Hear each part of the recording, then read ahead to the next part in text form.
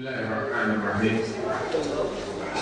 Alhamdulillahi ala ihsanihi wa syukru lahu ala fadlihi wa imtinanihi. Asyhadu an la ilaha illallah wahdahu la syarika lahu ta'ziman li syanihi wa asyhadu anna Muhammadan 'abduhu wa rasuluhu da'i ila ridwanihi. Allahumma shalli wa sallim wa barik wa an'im ala nabiyyina wa habibina qurrati a'yunina Muhammad wa ala alihi wa sahbihi wa man ittaba'a hadiyahu wa iqtada atharahu ila yaumiddin. Amma ba'd, alhamdulillah ikhwani wa akhwati ahibbai fillah. Senang sekali kita bisa dipertemukan oleh Allah Subhanahu wa taala. Dan kali ini bukan di Jeddah tapi di Madinah. Nah, ini juga merupakan nikmat Allah yang patut disyukuri, yang beri taufik dan kesempatan pada kita untuk kembali mengadakan majelis ilmu, untuk bertawasau bis-sabr, bertawasau bil-haq, bertawasau bis-sabr, apalagi di kota yang mulia ini, satu dari dua al-haramain yang tidak ada yang ketiganya di dunia. Ikhwani, mungkin sekedar mengingatkan akan pentingnya thalabul ilm dan betapa berharganya nilai ilmu, baik di mata Allah maupun di mata manusia. Saya akan sedikit bercerita dari nas-nas Al-Quran dan Sunnah Rasulullah SAW yang mudah-mudahan bisa menggugah kembali semangat kita untuk thalabul ilm. Dan ini merupakan salah satu kesempatan yang Allah berikan kepada kita untuk thalabul ilm. Oleh karena itu, mari kita ikhlaskan niat kita semata-mata untuk mencari keridhaan Allah Subhanahu wa taala. Dalam hadis yang diriwayatkan oleh Imam Muslim dari sahabat Abu Hurairah radhiyallahu taala anhu, dan hadis ini juga tercantum dalam Arba'in An-Nawawiyah, kalau tidak salah hadis nomor 26.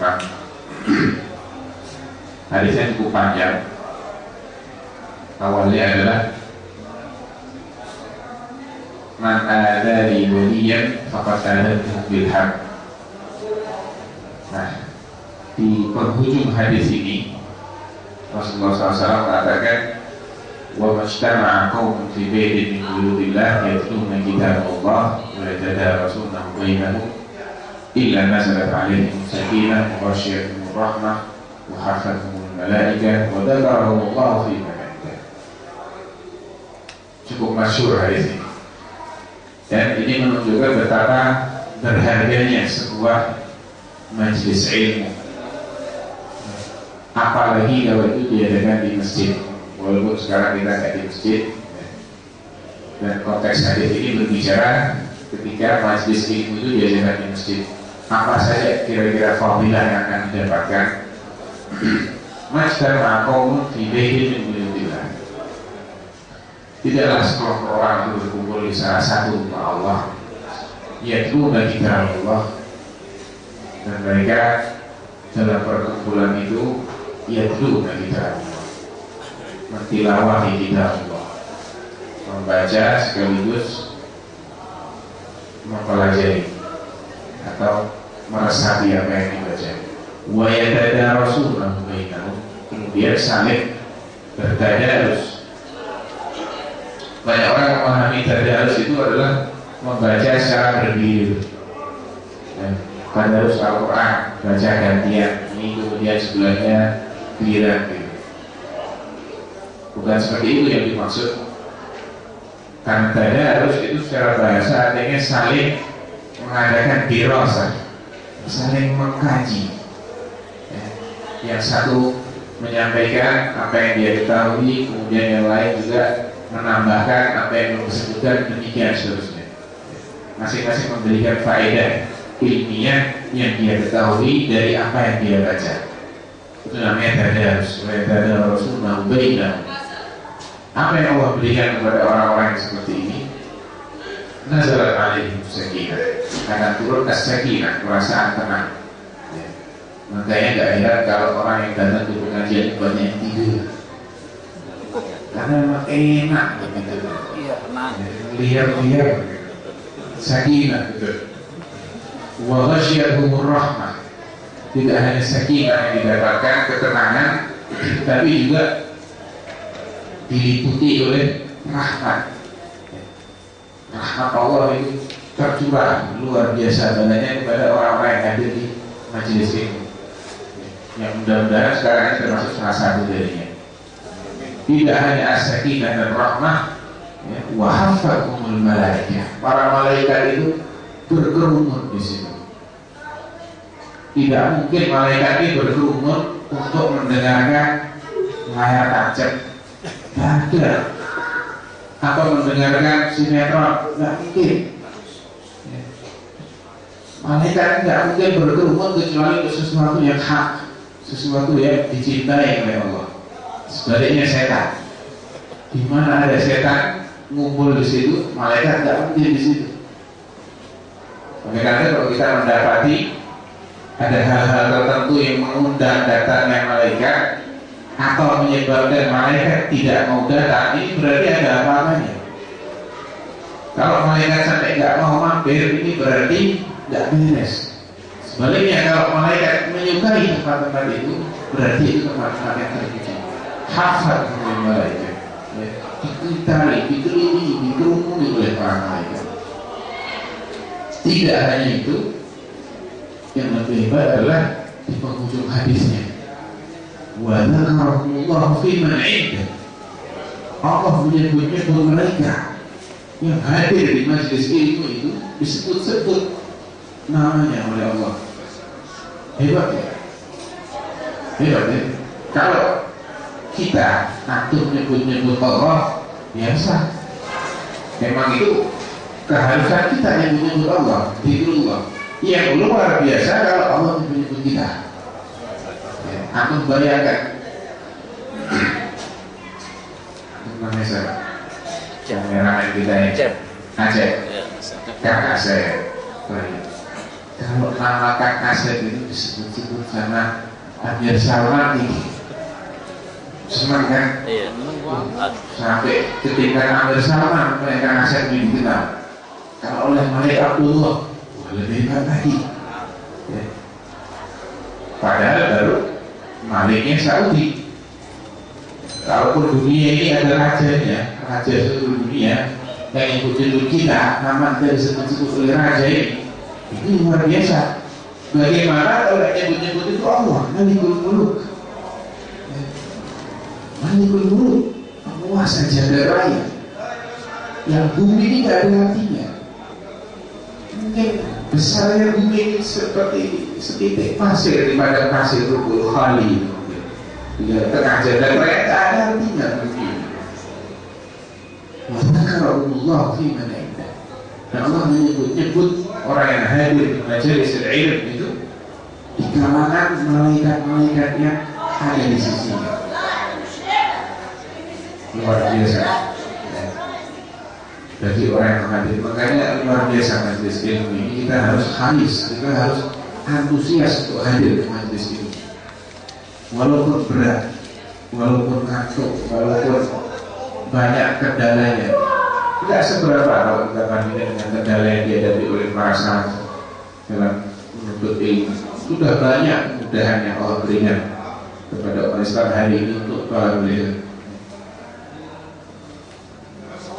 Itu salah satu kelebihannya Allah sebut, yang Rasulullah sebutkan dalam hadis yang diriwayatkan oleh Imam Muslim dari sahabat Abu Hurairah. Wa man salaka tariqan yaltamisu fihi 'ilman sahhalallahu lahu bihi tariqan ila jannah. Dalam hadis yang sama tadi itu, sebelum Allah menyebutkan 4 hal tadi, sebelum Rasulullah menyebutkan 4 hal tadi, Rasulullah mengatakan wa man salaka tariqan, siapa yang menempuh suatu jalan yaltamisu fihi 'ilman, dalam rangka mengais-ngais ilmu, suatu ilmu, sahhalallahu lahu bihi tariqan ila jannah. Dengan jalan yang dia tempuh di dunia untuk mencari ilmu tadi, Allah akan memudahkan jalannya untuk mencapai jannah.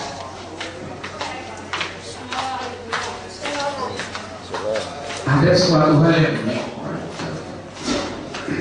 yang menunjukkan bahwasanya siapapun yang berilmu itu terangkat derajatnya. Hatta hayawan, jangankan manusia, binatang saja yang berilmu itu derajatnya terangkat di mata syariat. Percaya nggak? Hah? Iya. Percaya, harus percaya.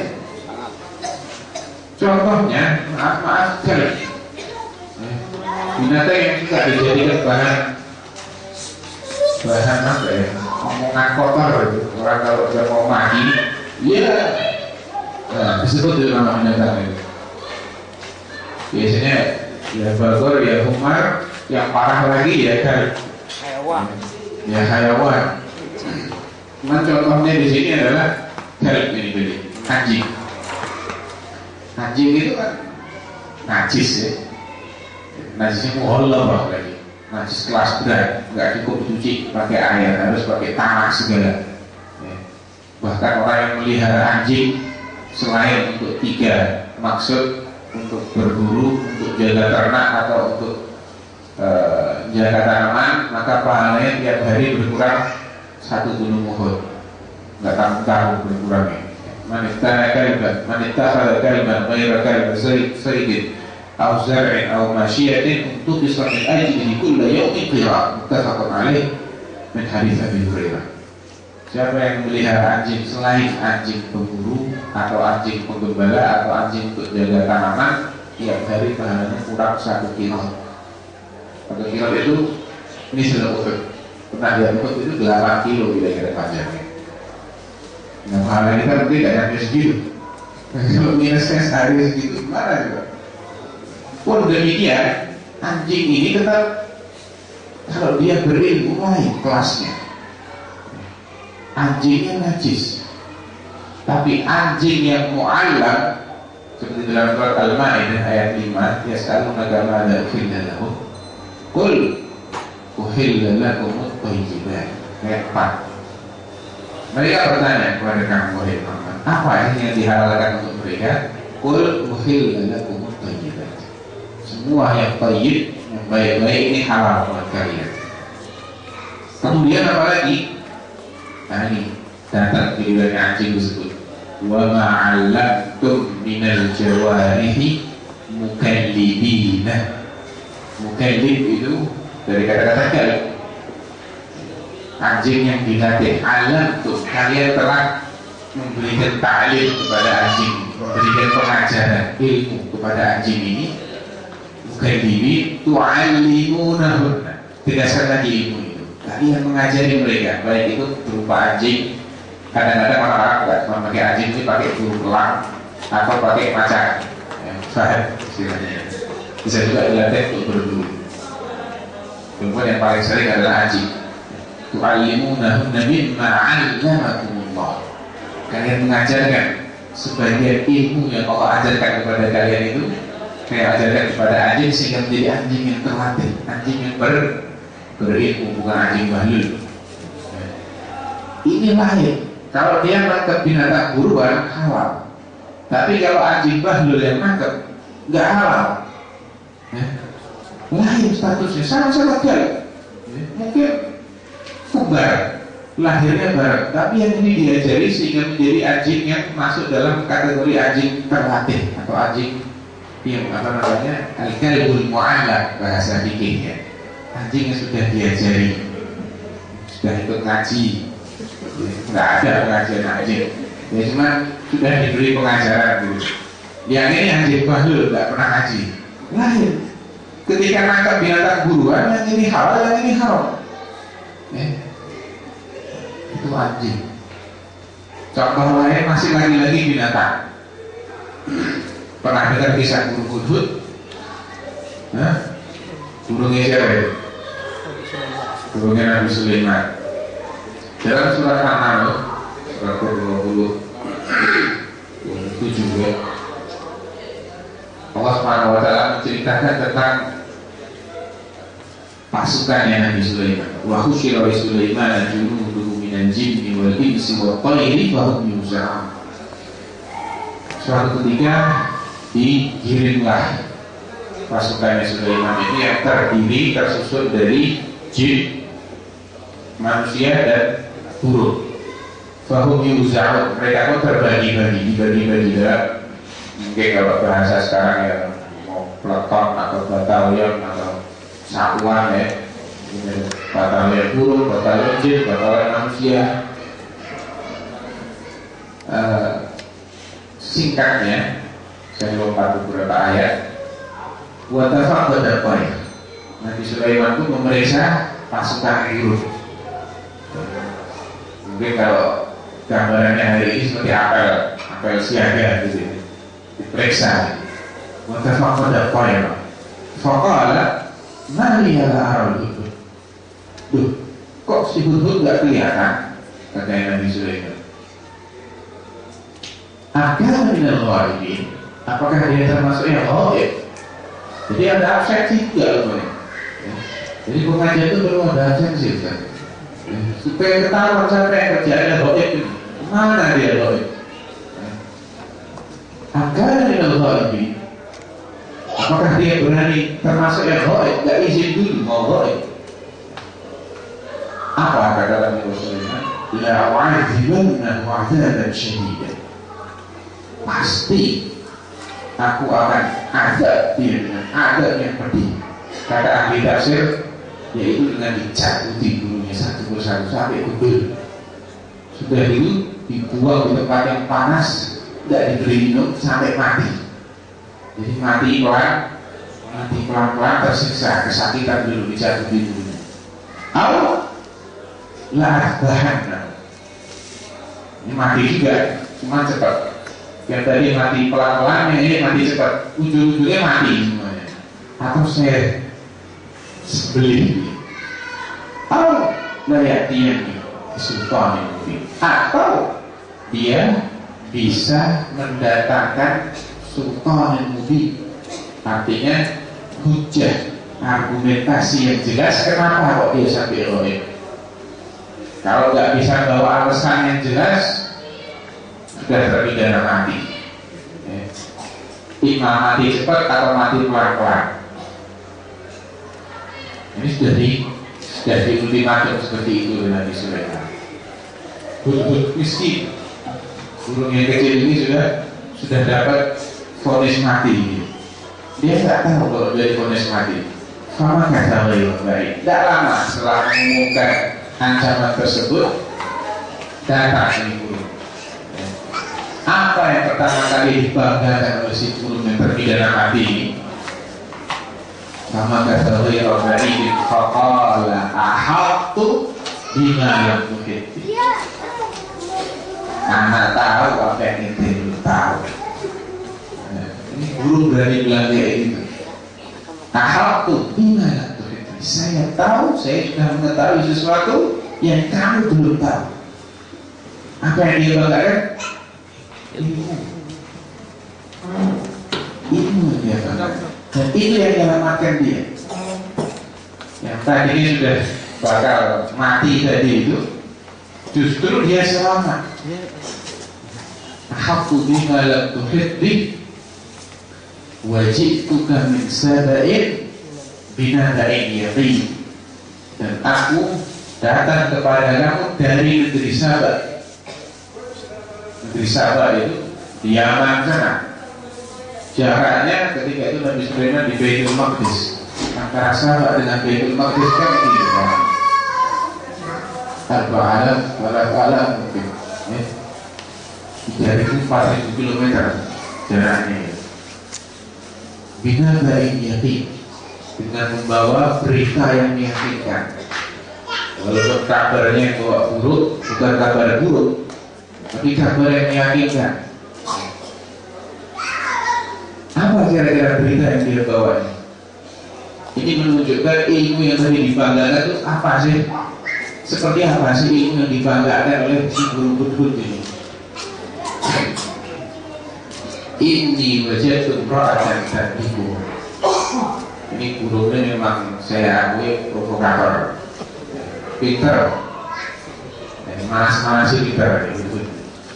Inni wajadtu imra'atan Tanriku, aku mendapati seorang perempuan yang menjadi malikah, menguasai rakyatnya, menjadi ratu.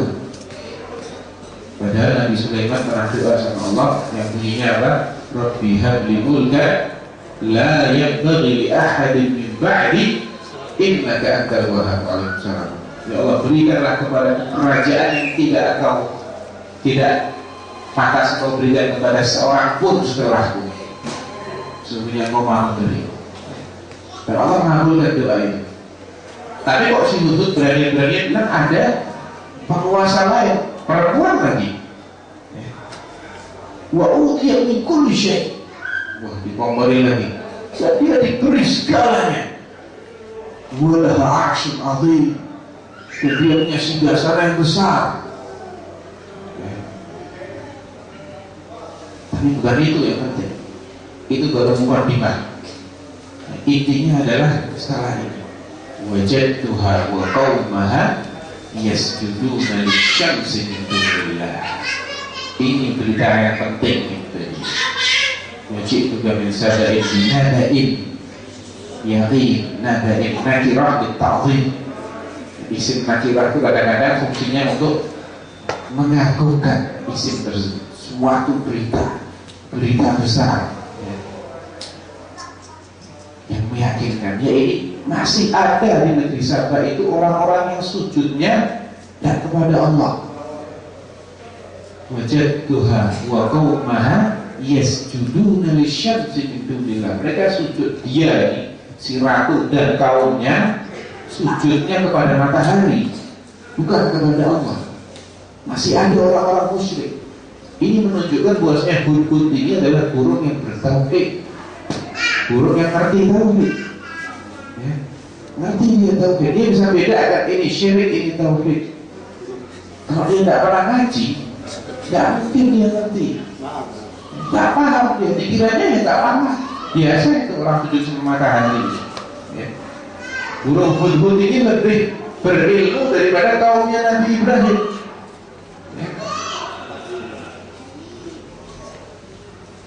Wajadtuha wa qaumaha yasjuduna lisyamsi min dunillah wa zayyana lahum asyaitanu a'malahum.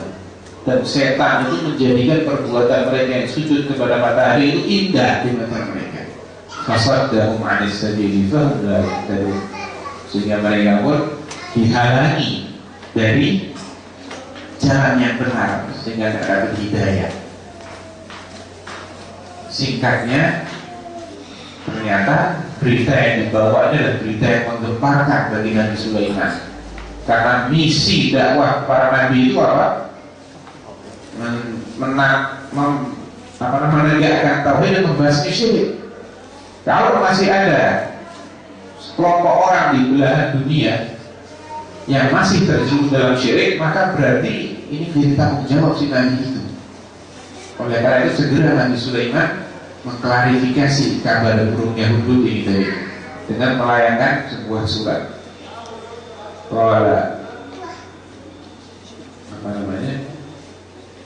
Qala sananzur asadaqta kunta minal kadhibin. Oke, kita akan cek kamu jujur atau bohong.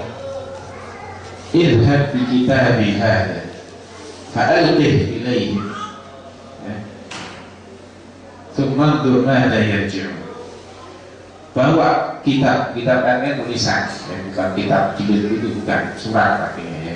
Bawa suratku ini dan campakkan ke mereka atau lemparkan ke mereka dan lihat apa jawaban mereka nanti.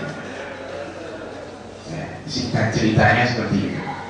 Jadi si Hudhud ini karena dia tahu bahwa dia membawa suatu pengetahuan yang sangat penting, artinya masih ada manusia-manusia yang musyrik, itu menyelamatkan dia dari hukuman mati, bahkan mengabadikan namanya. Ya. Nggak jadi dieksekusi, malah namanya diabadikan dalam Al-Quran, dibaca terus sejak turun ayat itu sampai akhir zaman nanti. Ya. Itu dia baru bisa bedakan ini syirik, ini tauhid, dan dapat kemuliaan seperti ini, fadilah seperti ini. Bagaimana kira-kira kalau dia belajar lebih dalam gitu? Dan bagaimana kalau manusia yang belajar? Ada nggak contoh soalnya? Ada. Dalam surat yang sama juga. Dalam ayat yang beriringan. Kalau aku baca setelah kisahnya Hudhud itu, ya, sembari menunggu setelah ada respon dari Ratu Bilqis bahwasanya dia malah ingin, mungkin bahasanya menyuap Raja Sulaiman dengan memberikan hadiah-hadiah ya, supaya jangan menyerang negerinya. Nabi Sulaiman bilang apa namanya? Qala atumidunani bimalin kama atani Allah khairun mimma atakum bal antum bihadiyatikum tafrahun. Apa kalian mau nambah harta saya? Lah harta yang Allah berikan kepada saya lebih baik daripada harta kalian. Kalian itu berbangga-bangga, senang kalau punya duit. Gak butuh saya sama harta, kata Sulaiman. Barulah dia mengadakan sayembara yang terkenal itu. Qala ya ayyuhal malak, kata Nabi Sulaiman, wahai sekalian pembesar, ya, masing-masing komandannya dikumpul dengan komandan jin, komandan manusia. Mungkin bahasa kita ambil sekarang, karena komandannya buruk barangkali. Ayo ya'ti bi arsyiha qabla an ya'tuni muslimin. Ayo siapa di antara kalian yang bisa mendatangkan singgasananya Bilqis yang besar tadi itu sebelum si punya singgasana ini datang ke sini. Saya ingin bikin surprise. Itu juga ya, orangnya belum nyampe, kursinya udah nyampe duluan. Padahal jaraknya ribuan kilometer. Dan itu besar barangnya, bukan kecil. Barangnya besar. Qala ifritun minal jin. Pak Ifrit dari bangsa jin yang namanya Ifrit ini mengatakan, anak tiga, saya bisa datang ke sana. Saya bawa ke hadapan kamu, katanya Ifrit. Qabla an taquma min maqamik, sebelum kamu bangkit dari tempat dudukmu ini. Kata ahli tafsir, Nabi Sulaiman itu orang punya jam-jam tertentu di mana dia bangkit. Ya. Jadi maksudnya bukan kapan saja kamu mau bangkit, saya datang kan enggak, tapi sudah ada jadwalnya gitu. Nanti umpamanya bangkitnya jam berapa gitu ya. Sebelum kamu bangkit nanti sudah nyampe. Saya bisa. Wa inni alaihi laqawiyyun amin. Dan saya ini orang yang sanggup, kuat, ya. Wa amin, bisa diberi amanah. Al-quwwah wal amanah ini modal untuk seorang yang diserahi tugas itu, dia harus sanggup, punya kapabilitas dan punya kredibilitas. Harus dua-duanya yang paling baik ini. Kalau mengangkat pegawai, cari yang punya kemampuan dan jujur. Kalau mampu tapi nggak jujur, cari terus. Ya. Kalau jujur tapi nggak mampu, ya nggak selesai kerjaannya. Yang bagus itu yang dua-duanya ini. Wa inna khairan man ista'jarta al-qawiyyul amin. Wa inni alaihi laqawiyyun amin. Hebat kan? Ribuan kilometer hanya dalam beberapa jam saja. Pesawat pun belum bisa ya. Nggak bisa seperti itu pesawat. Terbangnya mungkin 2 jam, 3 jam kalau ngebut, gasnya dikeluarkan. Nah, tapi ngangkutnya, bongkar muatnya, nurunkannya lagi, tidak cukup. Teknologi yang tercanggih hari ini belum cukup untuk bisa menggaransi singgasana itu sampai dalam waktu yang sesingkat ini. Hebat kan Ifrit ya, namanya aja Ifrit. Ya, orang-orang bilang kalau apa namanya juluki orang yang banyak akalnya itu ada Ifrit. Ifrit ini orang licik, wakalnya banyak. Tapi ternyata ada yang lebih hebat. Wa qala alladhi 'indahu 'ilmun minal kitab. Maka berkatalah alladhi, seseorang. Ahli tafsir mengatakan dia ini manusia. Ternyata itu jin, yang ini manusia. Wa qala alladhi 'indahu 'ilmun minal kitab ana atika bi qabla an yartadda ilaika tarfuk. Luar biasa. Saya bisa datangkan ke hadapan kamu sebelum apa? Orang suka macam-macam sebelum berkedip. Sebenarnya yartadda ilaika tarfuk itu bukan berkedip, lebih singkat dari berkedip. Jadi ketika kita membuka mata sampai kita bisa melihat titik terjauh itu apa, kita bisa memahami yang paling jauh yang kita lihat itu apa, itu namanya irtidadut taraf. Jadi ujung pandangan kita itu mantul kembali. Oh itu hotel. Kan hanya sepersekian detik gitu. Lebih singkat daripada kalau kita sampai ke daerah lagi. Iya kan? Nah itu namanya qabla yartadda ilaika tarfuk. Wah ini sepersekian detik bisa. Hebat kan?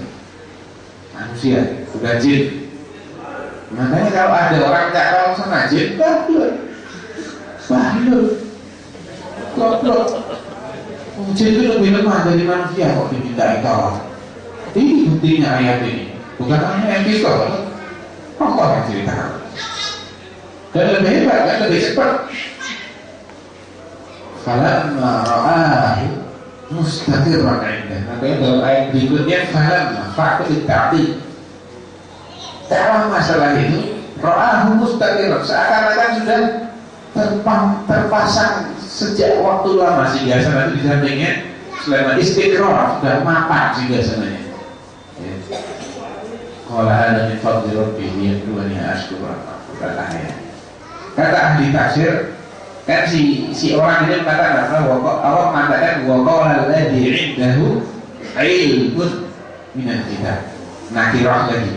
Dan berkatalah orang yang memiliki suatu ilmu yang agung, ya, 'indahu 'ilmun, nakirah yang ta'zim minal kitab, dari Alkitab, dari kitab Zabur.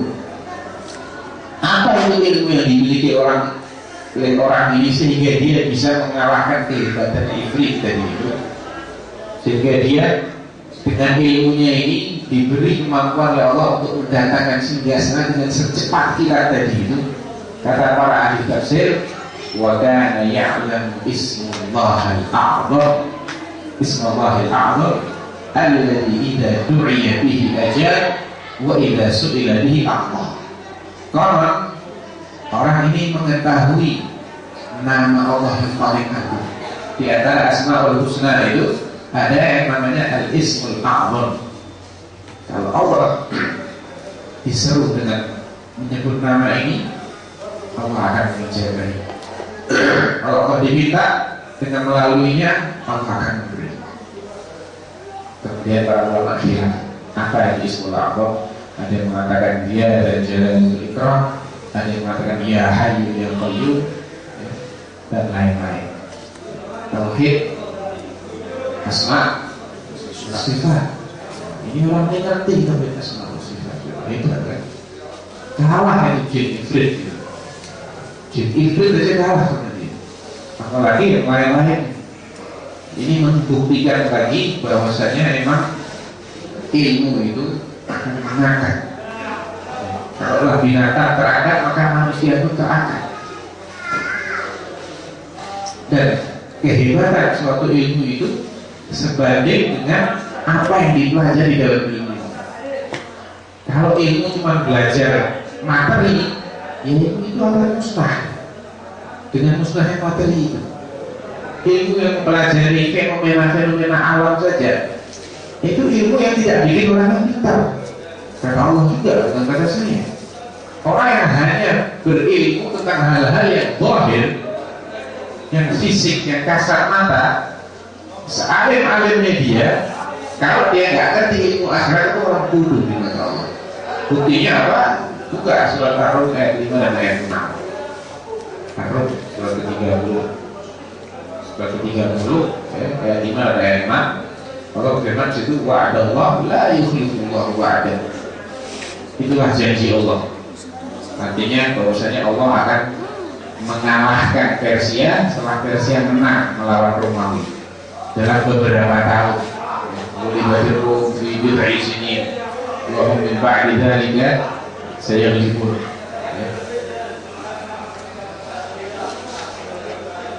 Wahum min ba'di ghalabihim sayaghlibun, dan mereka alif lam mim uli berseru, kaum Rum telah dikalahkan. Wahum min ba'di ghalabihim sayaghlibun fi bid'i sinin, dan setelah mereka terkalahkan mereka akan mengalahkan musuhnya itu, yaitu Persia. Kapan? Fi bid'i sinin, dalam beberapa tahun, 3 sampai 10 tahun. Lillahi al-amru min qablu wa min ba'du wa yawma idzi yafrahul mu'minuna bi nasrillah yansuru man yasha wa huwal azizur rahim. Wa'dallah, ayat yang kelima. Inilah janji Allah. La yukhlifullahu wa'dah. Dan Allah tidak akan menyelisih janjinya, tidak akan ingkar janji. Walakinna aktsara nasi la ya'lamun. Tapi kebanyakan manusia itu la ya'lamun, tidak tahu, alias bodoh. Kebanyakan orang itu bodoh, kata Allah. Siapa orang-orang yang bodoh itu ya Allah? Ya'lamun. Iya, orang yang bodoh kok ya'lamun katanya. Berikutnya itu, walakin aktsara nasi la ya'lamun, ya'lamuna zahiran minal hayatid dunya. Mereka mengetahui tapi yang zahir saja. Ya ilmu-ilmu dunia ini lah, ilmu bumi, ilmu alam, yang lain-lain ini mereka tahu semua itu. Ya alamuna zahiran minal hayatid dunya, dari kehidupan dunia ini.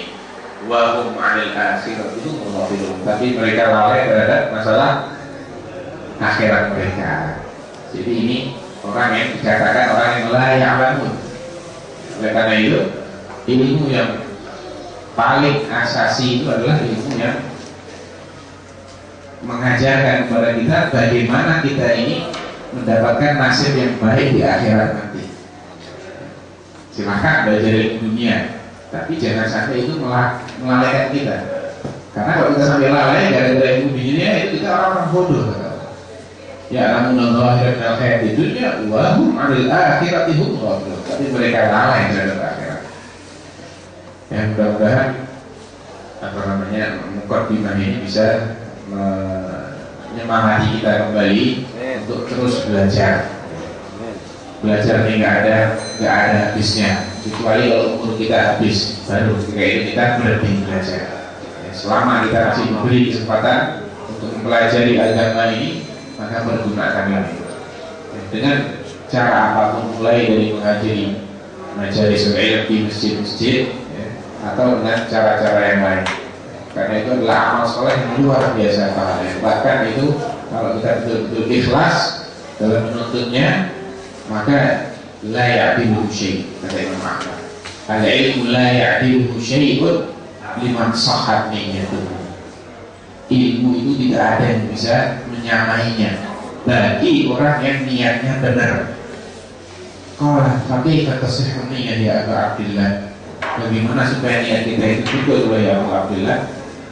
Yanwi raf'al jahli an nafsihi wa an ghairihi, yaitu apabila dia meniatkan dengan talabul ilm tadi itu untuk mengangkat kejahilan dari dirinya dan dari orang lain. Wallahu ta'ala a'lam wa sallallahu ala nabiyyina Muhammad wa ala alihi wa sahbihi wa sallam. Males-malesan gitu, baik menuntut ilmu atau menjalankan ilmu yang kita dapat. Terima kasih.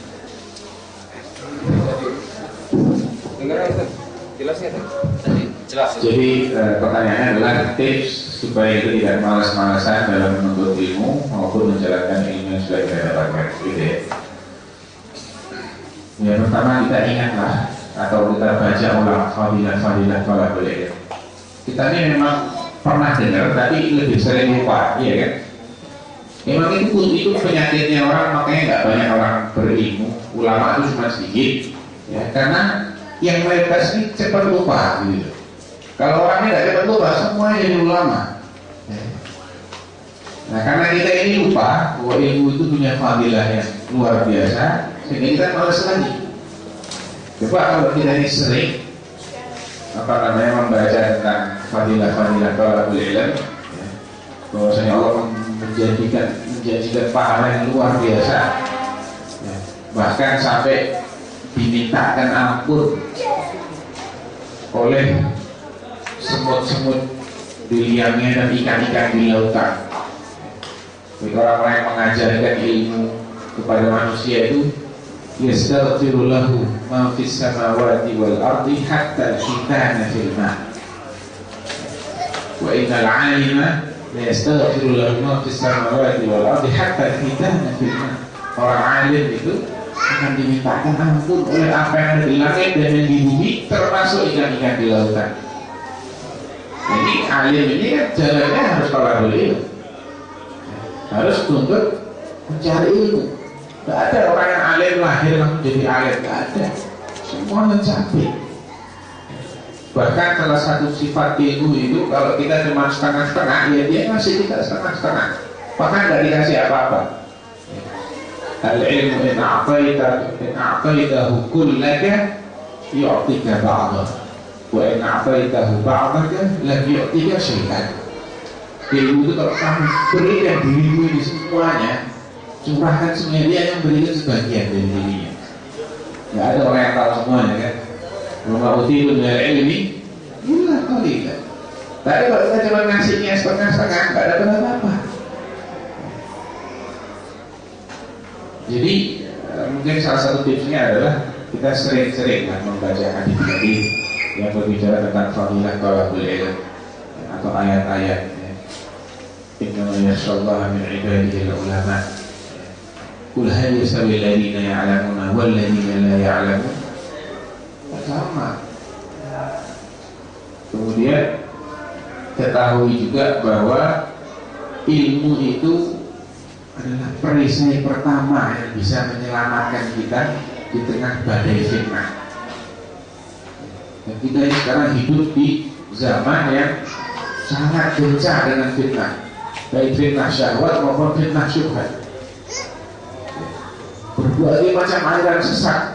Kalau antum di sini nggak seberapa, nanti kalau pulang ke Indonesia itu luar biasa ya. Dan yang bisa menjaga kita dari terjerumus itu adalah ilmu. Jangan merasa, wah kalau orang belum tahu kan dapat udzur kan. Orang jahil itu kan ma'dzur. Iya jahil, bukan mu'rid. Kebanyakan orang sekarang ini bukan jahil. Kalau jahil dia belum tahu, dia baru belajar tapi belum tahu, dalam proses masih. Kalau mu'rid ini dia berpaling, dia nggak mau tahu. Nah ini yang banyak dijangkiti atau yang banyak menjangkiti umat Islam. Kalau orang nggak mau tahu, nggak peduli gitu. Coba sama ilmu agama itu coba. Ini nggak dapat udzur, nggak dapat udzur dia. Bahkan dia akan diberi hukuman oleh Allah di dunia. Wa man a'rada 'an dzikri fa inna lahu ma'isyatan dhankan wa nahsyuruhu yaumal qiyamati a'ma. Qala rabbi lima hasyartani a'ma wa qad kuntu basira. Qala kadzalika atatka ayatuna fanasitaha wa kadzalika al-yawma tunsa. Wa man a'rada 'an dzikri, yang berpaling dari mengingatku, mengingat sifat-sifatnya, mengingat syariatnya, alias mempelajari dinnya. Karena majelis ilmu itu juga dinamakan majelis dzikir. Ahlul ilm itu dinamakan ahlu dzikir. Fas'alu ahla dzikir in kuntum la ta'lamun. Makanya wa man a'rada 'an dzikri itu juga berkaitan dengan masalah ilmu. Orang tidak mau belajar, tidak mau mempelajari apa yang dibawa oleh Allah, yaitu Al-Quran ini dan juga sunnah Rasulullah. Karena dua-duanya adalah wahyu. Fa inna lahu ma'isyatan dhanka, maka baginya kehidupan yang sempit. Dan nanti di hari kiamat di padang mahsyar nahsyuruhu yaumal qiyamati a'ma, buta. Dia dikirim dalam keadaan buta, sudah tidak ada petunjuk, buta pula dia nggak bisa melihat. Qala rabbi lima hasyartani a'ma, kenapa engkau mengirimku dalam keadaan buta? Wa qad kuntu basira, padahal dulu aku bisa melihat. Qala kadzalika atatka ayatuna fanasita. Ya, salah kamu sendiri. Dahulu ketika ayat-ayatku datang kepada kamu, nasita, kamu melupakannya, tidak mempedulikannya. Wakadzalika al-yawma tunsa. Demikian juga hari ini kamu tak dipedulikan, dibiarkan dalam keadaan seperti itu. Oleh karena itu manfaatkan kesempatan ini, yang mungkin sekarang ini kita diberi kesempatan lebih besar oleh Allah untuk tolabul ilmi. Gak semudah kalau kita sudah pulang di Indonesia. Gak tahu kita. Kesempatan itu mungkin gak datang 2 kali. Mungkin ada kesempatan tapi gak ada kesehatan. Mungkin sehat tapi gak sempat. Atau tersibukkan dengan hal lain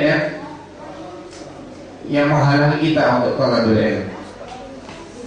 Jadi intinya adalah manfaatkan kesempatan ini, jangan sampai kita sia-siakan. Kemudian ketahui juga bahwa ilmu ini ada konsekuensinya. Ilmu ini ada konsekuensinya. Jangan cuma jadi wawasan saja. Ada ilmu-ilmu yang harus diterapkan. Dan ini kalau nggak kita terapkan sesuai dengan statusnya, ya ada yang rukun, ini mau tidak mau, ada yang wajib. Nah, ini kalau kita tinggal kita akan dapat sanksi. Ada yang sunnah. Jadi kalau sunnah tinggal kita nggak dapat sanksi, cuman kehilangan fadilah. Nah, kalau kita tidak mengamalkan yang wajib, kita akan dapat sanksi.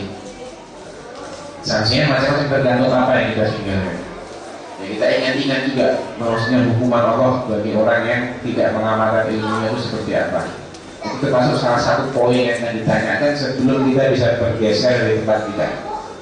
Salah satunya adalah wa an ilmihi ma la amila bihi, apa yang dia amalkan dari ilmunya. Allah Ta'ala. Assalamualaikum warahmatullahi wabarakatuh. Ustaz, ini saya sangat tertarik sekali dengan cerita burung bubur tadi. Ini kalau dibandingkan dengan cerita si anjing pemburu ini kan harus pakai didikan, harus dididik biar bisa berburu. Jadi burung bubur tadi kok sudah bisa mentauhidkan Allah, karena dia bisa menyampaikan berita kepada Nabi Sulaiman bahwa Ratu Balkis itu telah berbuat syirik, yaitu menyembah kepada matahari. Jadi apa memang sudah Allah ciptakan untuk burung bubur khusus ini sudah tahu tauhid, atau memang ada didikan dari Nabi Sulaiman? Oh iya, wah saya nggak berani jawab tanpa ilmu nih. Tapi wallahu a'lam, mungkin memang berangkat dari fitrah dari makhluk-makhluk ciptaan Allah ini adalah memang tunduk kepada Allah. Gak ada makhluk yang sengaja berbuat syirik kecuali jin dan manusia. Selain itu ala tauhid.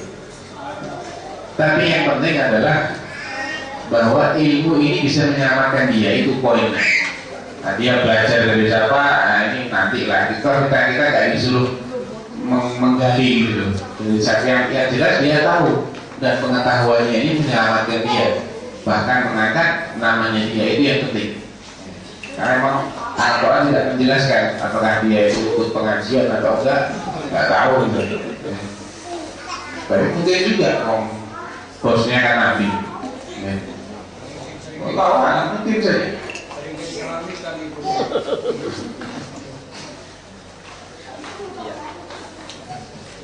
Ini ada pertanyaan dari Ibu Ustaz.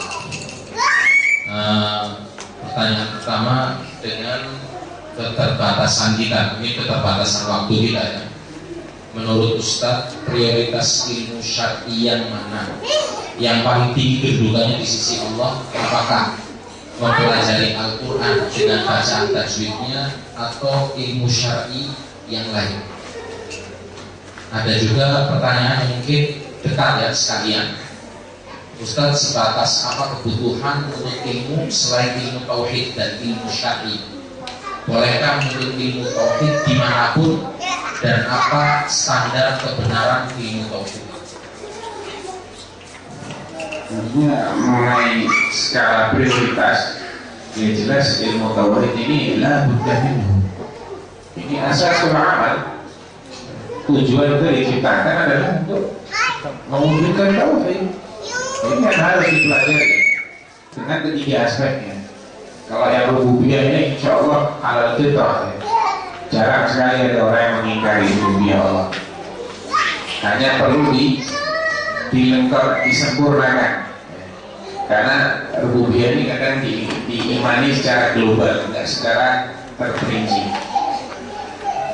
Kemudian yang tidak kalah penting, ada yang lebih penting adalah masalah uluhiyah. Bagaimana supaya kita betul-betul menunjukkan segala macam ibadah kita ini kepada Allah. Itu juga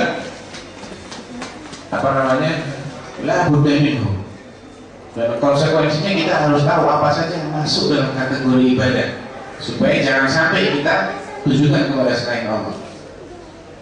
Apa saja yang masuk dalam kategori syirik, syirik besar itu apa saja, syirik kecil itu apa saja, bagaimana cara bertaubatnya. Ini semua perlu kita pelajari. Kita pelajari mulai dari yang dasar-dasar. Sudah selesai, naik lagi. Jangan pernah merasa puas. Jangan pernah merasa puas. Bagaimana kita dulu belajar ilmu-ilmu lain kan nggak puas toh? Masa ada yang puas belajar berhitung dengan modal SD? SMP nggak nambah? Nggak ada.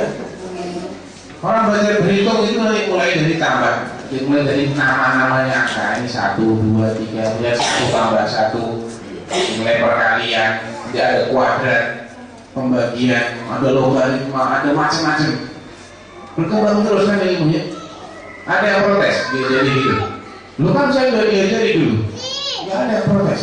Jadi kan juga kita belajar ilmu tauhidnya kan, jangan cuma 1 level. Terus ketika sudah paham yang ini, tingkatkan lagi, mulai mendalami lagi.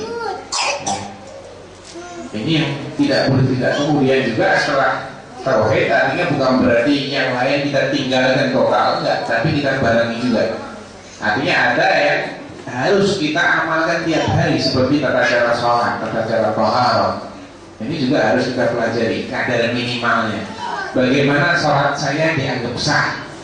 Jadi harus bisa baca Al-Fatihah. Al-Fatihahnya harus benar. Ini termasuk yang wajib. Jadi belajar Quran itu kalau Al-Fatihah wajib hukumnya. Tapi surat-surat yang lain setelah Al-Fatihah sunnah. Karena Al-Fatihah kaitannya dengan keabsahan sholat kita. Demikian juga mempelajari gerakan-gerakan sholat, bacaan-bacaan yang hukumnya juga wajib, itu juga menjadi wajib. Cara wudhu minimal seperti apa wudhu itu dia harus tahu. Bersuci dari hadas besar, mandi janabah bagaimana, dia harus belajar sampai minimalnya. Jadi kalau ini terlewati mandinya sah, kalau ini sudah dilaksanakan wudhunya sah. Wudhu itu empat anggota itu: fasilu wujuhakum wa aydiyakum ilal marafiqi wamsahu bi ru'usikum wa arjulakum ilal ka'bayn. Itu minimal. Ini ilmu-ilmu yang harus dipelajari. Puasa bagaimana? Kalau yang rukun iman rukun Islam yang 5 ini sudah dipelajari dasar-dasarnya, baru dia menghambat ke ilmu yang lain, dikembangkan lagi, ditingkatkan, tauhidnya ditingkatkan lagi, masuk ke asma wa sifat, masuk ke mendalami lebih jauh lagi masalah syirik kecil, syirik besar seperti apa. Ini masuk syirik kecil atau syirik besar, kapannya syirik kecil, kapannya syirik besar, tingkatkan terus. Jadi sinergi.